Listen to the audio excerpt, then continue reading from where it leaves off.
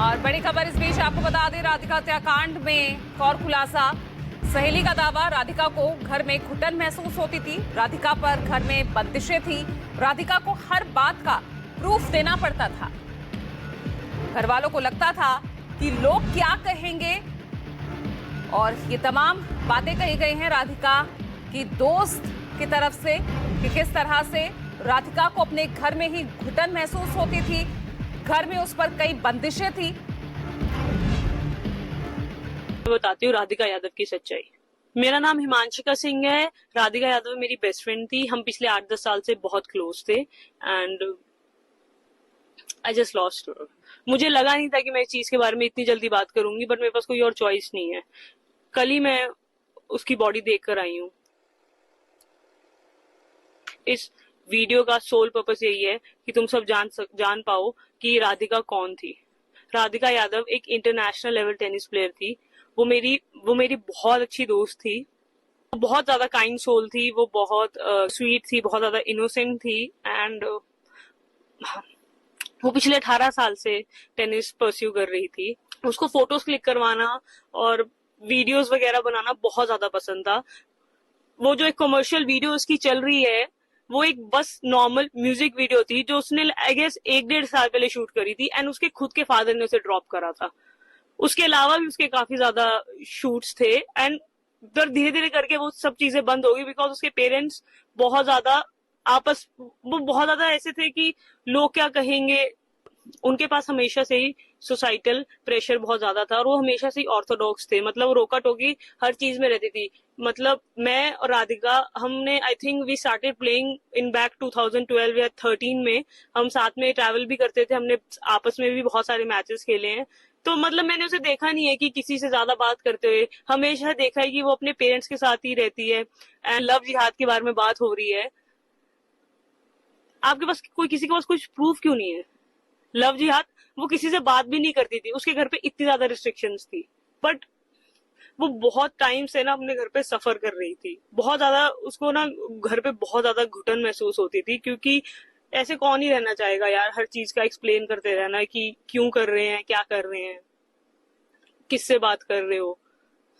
I remember video calls पे भी उसको दिखाना पड़ता था कि अभी देखो हिमांशिका से मेरी बात हो रही है।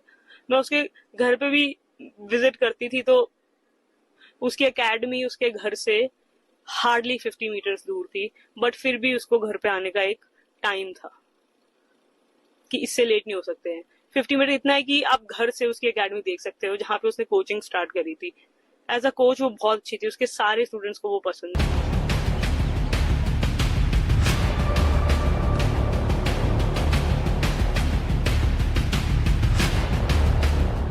मूवीज, म्यूजिक वीडियोस, तो उनका इंटरेस्ट था।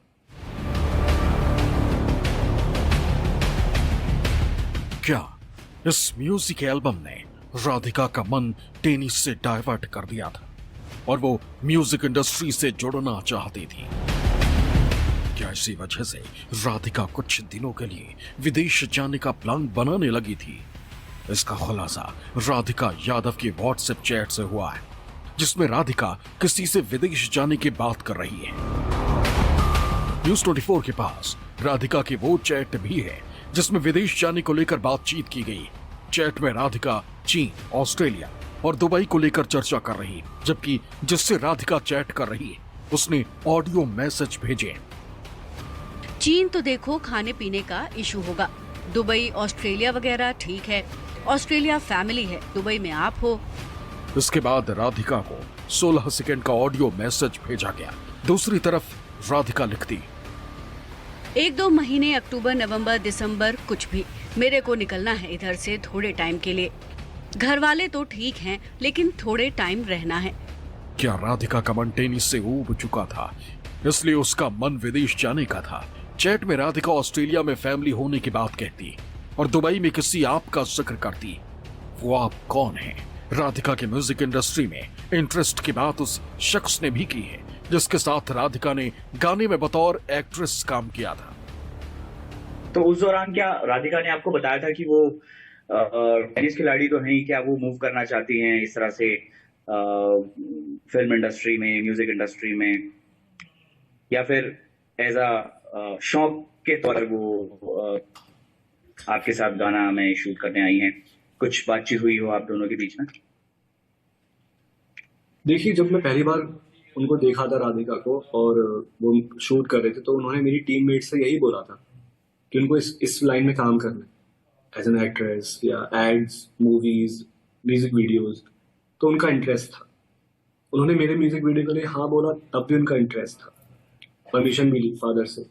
देन उन्होंने जब हमारे साथ में शूट किया, तो मेरे जो डीओपी हैं, प्रोडक्शन हेड हैं, उनसे उसकी बातचीत भी हो रही थी मेरे सामने कि कुछ और भी हो तो मुझे बताइए। इनामुल हक अभी दुबई में है और उसने ये इंटरव्यू वहीं से दिया। साथ ही राधिका के म्यूजिक इंडस्ट्री में इंटरेस्ट की बात कहकर नया मोड़ ला दिया।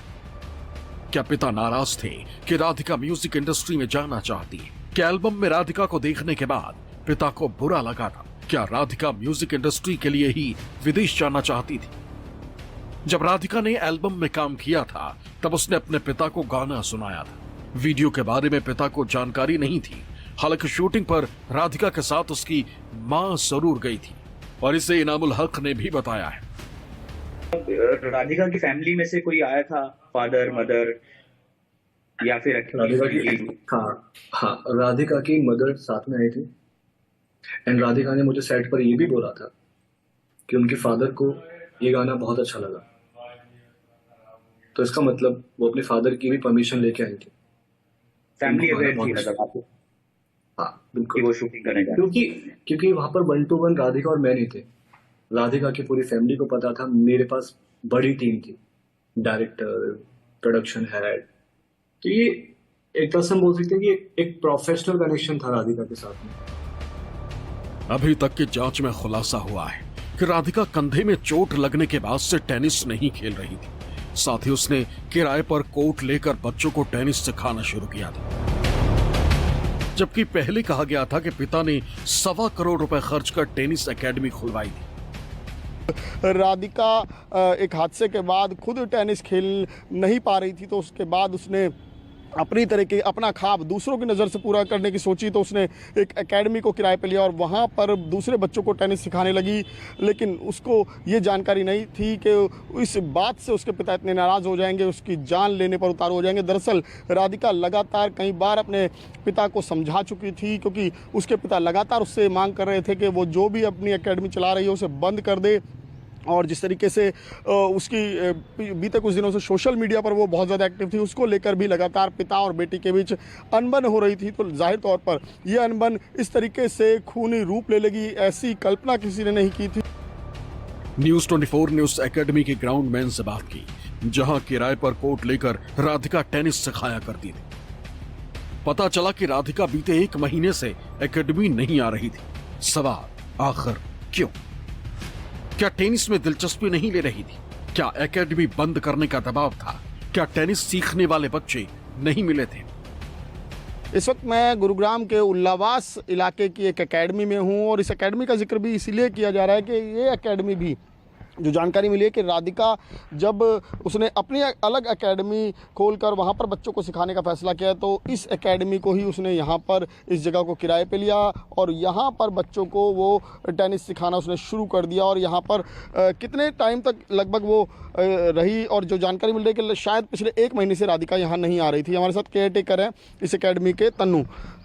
राधिका कब से यहाँ पर, मतलब कितने महीने पहले से उसने ये शुरू किया था सिखाना? 1-1.5 महीना हो गया होगा। अच्छा, 1-1.5 महीने में, मतलब मैं घर से रिटर्न लौट के आया था, तो यहाँ पे मैडम मेरे को नहीं मिली। नहीं, शुरुआत कब की थी उसने? शुरुआत 2 महीने हो गए होंगे। अच्छा, 2 महीने आई, बस अभी हाल फिलहाल में ही शुरू किया और फिर उसके बाद 1 महीने से नहीं आ रही थी। 1 महीने मतलब एकेडमी चली, 1 महीने के बाद में बंद कर दे। अच्छा, हाँ। क्या बच्चे नहीं आ रहे थे, किस वजह से? मतलब बच्चे 2 बच्चे आ रहे थे सर। अच्छा, बस 2 बच्चे आ रहे थे। हाँ, 2 बच्चे आ रहे थे। फिर उसके बाद में उन्हें पता नहीं उनके क्या समझ में आया, क्या नहीं आया, बंद कर दी। गुरुग्राम पुलिस यही दावा कर रही है कि राधिका की हत्या इसलिए की गई क्योंकि उसके पिता एकेडमी बंद करने को कह रहे थे, जिसे लेकर पिता बेटी के बीच बीते 15 दिनों से कहासुनी चल रही थी, जबकि राधिका कह रही थी कि वो चीजें संभाल लेगी। सूत्र बताते हैं कि दीपक यादव ने मर्डर की प्लानिंग करीब 2 हफ्ते पहले कर दी थी। राधिका के पिता बीते 15 दिनों से ठीक से सोए नहीं थे। दीपक यादव काफी बेचैन थे क्योंकि राधिका ने एकेडमी बंद करने से इनकार कर दिया था। इसलिए दीपक यादव ने मर्डर का प्लान बनाया। रोजाना दीपक यादव खुद दूध लेने जाते थे, लेकिन कत्ल वाले दिन राधिका को घर से बाहर भेजा। राधिका और उसके पिता के बीच पिछले 15 दिन से, घटना के 15 दिन पहले से एक बहुत ज़्यादा जो मनमुटाव था वो लगातार बढ़ता जा रहा था। और जो जानकारी मिली है पुलिस के मुताबिक कि राधिका के पिता दीपक यादव ने 15 दिन पहले ही ये साजिश रच ली थी और इस साजिश को अंजाम देने के लिए कदम दर कदम वो लगातार अपना ये कहें कि उस पूरी साजिश पर काम कर रहे थे। और जिस दिन उन्हें मौका मिला उसी दिन उन्होंने इस हत्याकांड को अंजाम दे दिया। बेटी की हत्या के बाद पिता को अपने किए पर पछतावा है, जिसका जिक्र दीपक यादव ने गुरुग्राम पुलिस के सामने बार बार किया। इसके अलावा अपने बड़े भाई को भी उन्होंने इसके बारे में कहा है कि उनसे गलती हो गई। खुद उसके पापा को भी बाद में हरकत करने के बाद उसे भी दुखी है।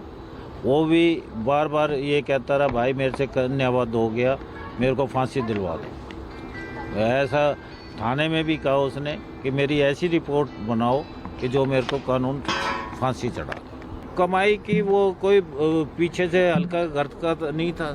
सोने की चम्मच नहीं तो चांदी की चम्मच लेके तो पैदा हुआ था वो।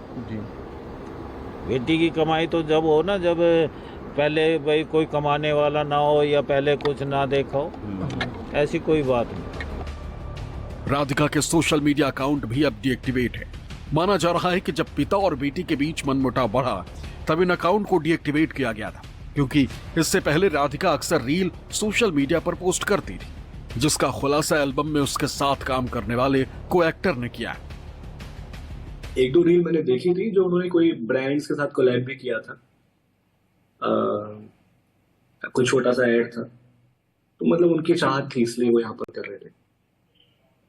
बाकी उसने कभी कुछ बताया नहीं, पर्सनल, फैमिली, और ना मैंने पूछा।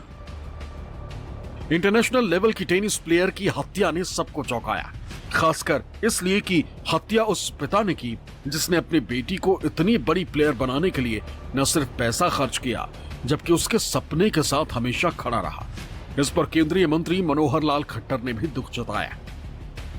एफआईआर हो गई है, पिता को गिरफ्तार कर लिया गया है, लेकिन अभी इन्वेस्टिगेशन जब तक पूरी नहीं होती तब तक कहना कुछ ठीक नहीं है।